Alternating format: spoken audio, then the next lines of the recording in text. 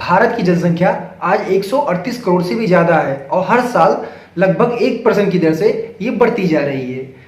आज आप गांव में चले जाइए तो अधिकतर लोगों के पास लगभग 8 से 10 बच्चे आपको मिलेंगे।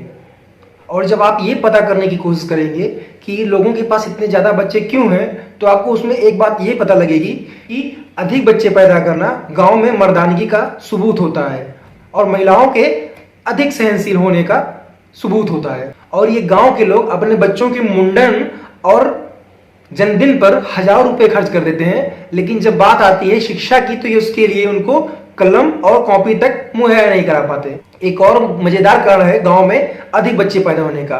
गांव में अधिकतर लोगों के पास 1 या 2 कमरे का मकान होता है और रहने वाले 10 या 12 लोग होते हैं। ऐसे में जब पति को पत्नी के पास जाने का मौका मिलता है तो उस वक्त वो प्रिकॉशन पे कम और उस मौके के फायदे उठाने पे ज्यादा ध्यान देता है। गांव की अपेक्षा शहरों के लोग ज्यादा शिक्षित हैं और वहां पे हालत बेहतर है। आजादी से पहले अधिक बच्चे पैदा करना एक जरूरत थी, क्योंकि उस वक्त मशीनें कम थी और श्रम ज्यादा था और आए दिन लड़ाइयां होती रहती थी जिसमें अधिकतर फौज की जरूरत पड़ती थी। और साथ ही साथ गांव में अधिक बच्चे पैदा होना मतलब अधिक प्रभावशाली व्यक्ति माना जाता था वो, जिससे कि कभी गांव में किसी के साथ लड़ाई हो तो वो अपने बच्चों के साथ अगले पक्ष पे हावी पड़ सके। परंतु आज विज्ञान और मशीनों का जमाना है। आप जो पैसा जो समय अपने 10 बच्चों पे खर्च करेंगे, अगर आपको वही पैसा वही समय 2 बच्चों पे खर्च कर दिए तो उसका भविष्य कहीं ज्यादा बेहतर हो सकता है। हमारी सरकारें अब जनसंख्या नियंत्रण पर बिल्कुल भी ध्यान नहीं दे रही है। 1970 के दशक में लागू नसबंदी योजना और उसके बाद हम तो हमारे 2 का नारा ही कुछ हद तक सफल हुए थे।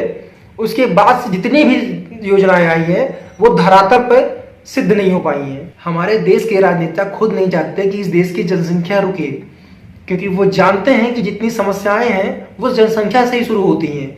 गरीबी, भुखमरी, बेरोजगारी ये जितनी बढ़ेगी उतना इसको सुधारने के लिए चिल्लाएंगे और नारा लगाएंगे कि हम आए, हमको लाइए, हम इसको सुधार देंगे।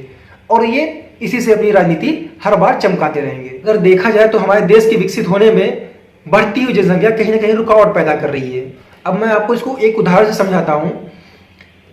मैं नहीं कहता कि मनरेगा गलत है, पर यह सोचिए कि जो काम मशीन एक दिन में कर सकती है वही काम मनरेगा में मजदूरों से 10 दिन तक कराया जाता है। तो अगर जनसंख्या कम होती और वो शिक्षित होती तो ये मजदूर जो है वो मशीनें बना रहे होते और मशीनें वो खुदाई या और काम कर रही होती। तो मेरा मानना है जनसंख्या एक सीमित दर तक होनी चाहिए, जिससे उस जनसंख्या को शिक्षित करना, रोजगार देना और अन्य सुविधाएं मुहैया कराना आसान हो और व्यक्ति शिक्षित होकर विज्ञान की प्रगति पर ध्यान दे, प्रकृति की सुरक्षा पर ध्यान दे और कृषि की बढ़ोतरी पर ध्यान दे।